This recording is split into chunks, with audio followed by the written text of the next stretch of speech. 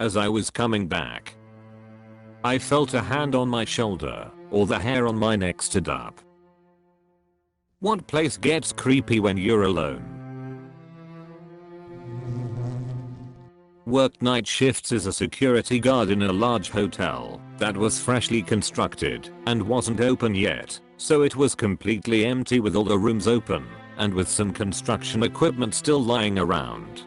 Having to do rounds across the entire hotel every hour while being the only person there, walking past all these empty dark rooms with all the windows being a perfect background for a human silhouette to suddenly pop up. Not a fun experience, especially when during one routine walk, a huge blue foil sheet was for some reason lying across the entire width of a hallway I've already walked through a couple of times that night. I had to constantly remind myself that I'm a big dangerous security guard. My boss won't like the ghost's excuse when he asks me why I'm not doing the rounds. Gotta keep walking. If you like this video, don't forget to hit the like button and consider subscribing.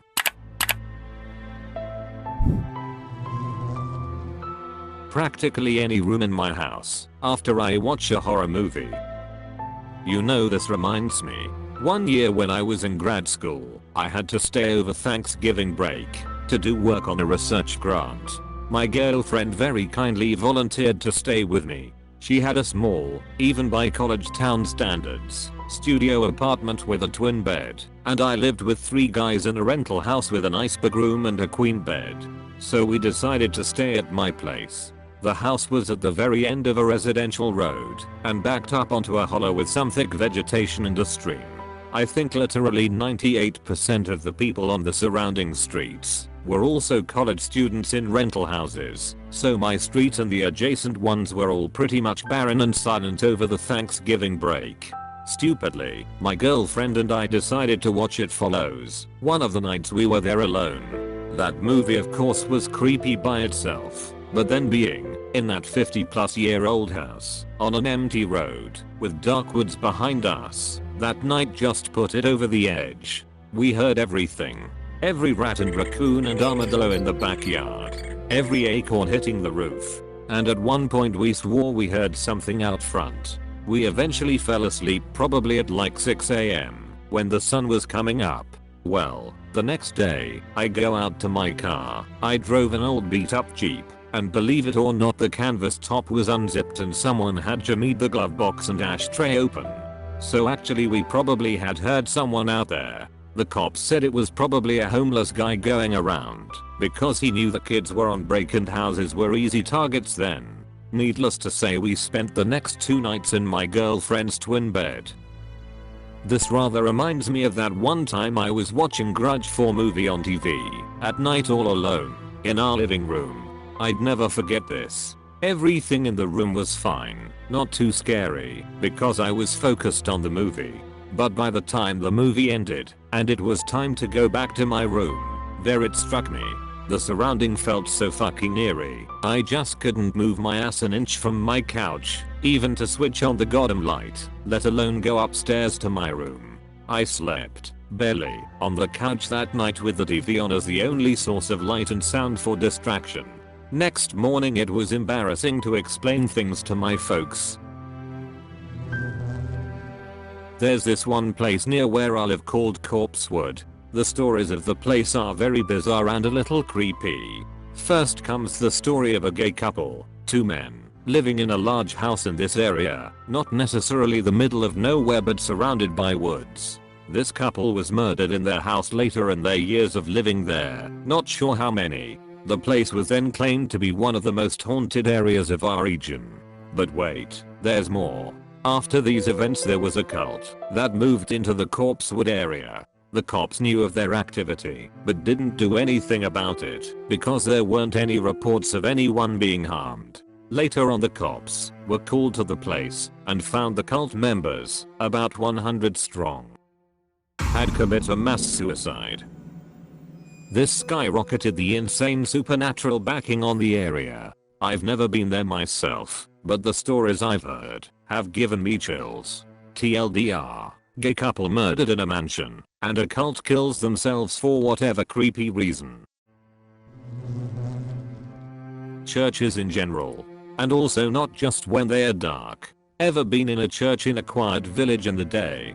That shit spooky as F.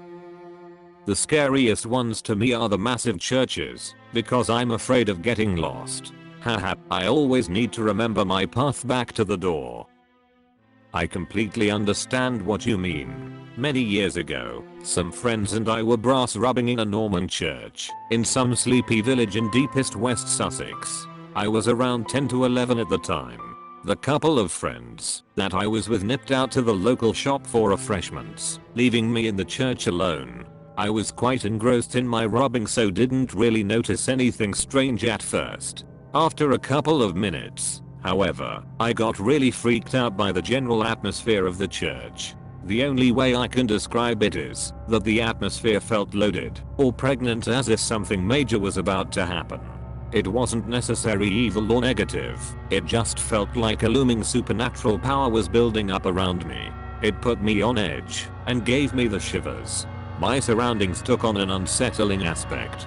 The two messages of Crusader knights and their ladies seemed to stare questioningly at me. I remember bolting down the aisle and getting myself out of there. As soon as I left the building, I felt normal again and did not go back in until my friends returned. Prison. There's a section of our facility that closes at 10, and it has the gym, kitchen, barber shop and several classroom areas. It's not manned after this time period, as all the inmates are locked in for the night. But one lucky officer gets to do rounds in this section. Most people try to get it out of the way early in the shift, 11:30 PM to 7:30 AM, so hopefully done by 12:30 AM. But sometimes shit happens, and you get busy. So, there's a classroom wing where officers report hearing footsteps behind them. It's the least echoey part of the facility, so it's especially creepy. One asshole teacher used to have a creepy zombie face placed in the window of their office, so it looked like it was a person peeking out. We finally got that shit taken down, so no more impromptu heart attacks while doing that round, but the footsteps persist. You basically jog around the whole area checking the doors to get out faster. The kitchen. There are lots of hidey hole areas, so you have to be extra careful, even if the count cleared okay at 10 PM, and no inmate movement has been had.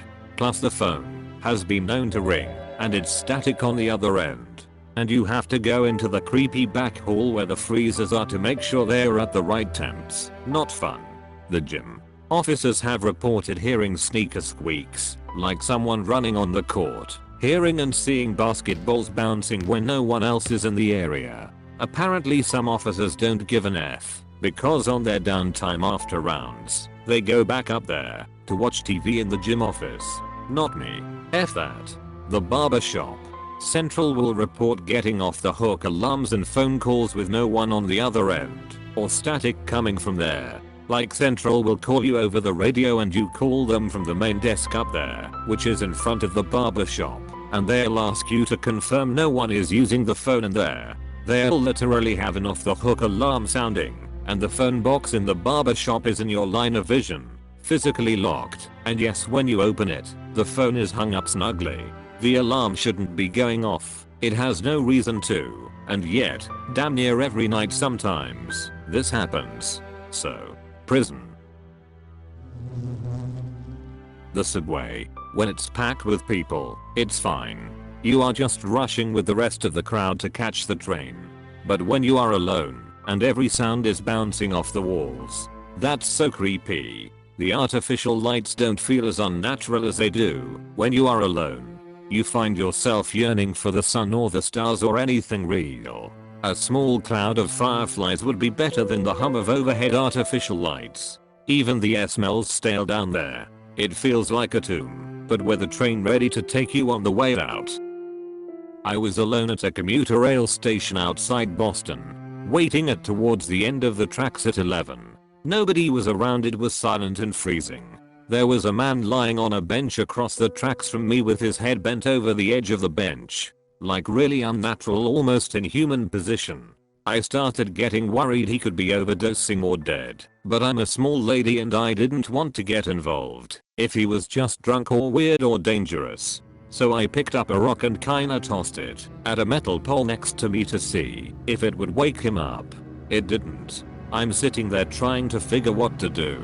He shoots up into a seated position and lets out an extremely loud and shrill shriek, looks around and looks at me, and goes, "Hey miss, could I bum a cigarette off you?" I nearly fucking threw up out of fear. The parking lot when you leave work late at night. Story time. Back in 2014 I was working an evening shift in an industrial area, so I'd arrive for work around 4 PM and leave around 1 AM. My ride was the family's cargo van. They used it to deliver produce that had no windows in the back. Oh, and the locks didn't work. So I'd come out at 1 AM to an empty parking lot and climb into my murder van that had been unlocked and unattended the 8 to 9 hours prior, and then hop in and hope for the best. Not gonna lie, some nights I'd creep myself out and wind up swerving wildly in the parking lot on the way out to toss any hiding kidnappers/murderers that were waiting in the dark for me. Theme parks. I used to work in a theme/amusement park as security, and the overpass shifts, when the park was closed, were creepy as hell. We still had to patrol the whole place. There were 2 of us on duty at a time. One in the security post, and one out walking around. Animals and homeless people would get in, and you'd hear strange noises. I especially hated working nights, when they were setting up for Halloween, and turned areas of the park into habited mazes. I remember one time I had to respond to a fire alarm in one of the mazes long after the park has closed and everyone had gone home. They had forgotten to turn the automatic parts of the scare maze off, and when the fire alarm system came back on like it was supposed to, the motion of the effects and the smoke machine set it off. I had to walk the entirety of the maze while all the scary things were active, just to make sure there wasn't actually a fire. Another night I worked while they were in the process of putting out all the scary effects. While I was patrolling I noticed they had got a lot of work done during the day and there were lots of things out that hadn't been there the night before. I turned a corner and heard a blood-curdling scream and saw something twitching like crazy. I nearly shit myself. Turns out, they had installed an animatronic person in an electric chair that was either motion or sound activated, and I set it off all alone in the middle of the night. In older hotels there are always ballrooms and conference rooms. My husband and I stayed at the Hotel Galvez in Galveston, Texas on New Year's Eve. We were wandering around the hotel after a couple of drinks at the bar at about 2 AM, and we thought we heard a party in the main ballroom. Sounds like faint music, people talking, glasses clinking, people laughing. We decided to open the door slightly and peek in. No one there, the room was empty. But there was a weird energy, like the feeling you get when someone is watching you. It creeped us out so bad we ran to a main hallway. Schools. One time, I was helping out for an end of term Christmas assembly. Basically the whole school gathers in one hall on the last day of term in December for some performances and holiday wishes from teachers, and I came in at 6 AM to begin moving equipment into the hall, so we are ready for sound check at 10. I had keys to the building and I like to make a start on things early, so I was the only one around. A dark quiet school on a cold winter's morning alone was scarier than I thought. Halls that are usually bustling with kids are silent. The old unlubricated doors creak somewhere at the top of the staircase. It was surreal. Even during lesson time, there are some sounds in the hallways, but with no one around it was quite scary. You get an uneasy feeling, since a place that is usually packed full of people and very busy is suddenly empty, as if abandoned. Art museum. I went on a rainy weekday when work closed early. No one was in my wing, because everyone was seeing an exhibit in the left wing. I found myself walking into these large rooms with large portraits and faces and eyes and statues just staring at me. Didn't help they were tuning a piano nearby, so I kept hearing a single sinister note being played over and over. It sounded like something out of a creepy movie scene before something bad happens. Damn near pissed myself when an usher appeared out of nowhere as I turned a corner, just smiling and saying nothing. I was done. Lol. I used to work in a building that used to be a Civil War hospital in a historic part of downtown. It was a 3-story building. Names of soldiers who died there are carved into one of the wooden pillars. Being alone in that building at night is hella scary. It's haunted. One time I had to shut off the lights and lock up as I was the last one out. On the 2nd floor I had to go to the other side to turn the lights out and walk back in a fairly dark hallway. As I was coming back, I felt a hand on my shoulder. All the hair on my neck stood up. It got really cold. And I could hear an extra pair of footsteps behind me and a soft moan. I ran out of there so fast I didn't finish lights out. I just set the alarm and bolted. Thank you for watching, and don't forget to like the video and subscribe. See you on the next video.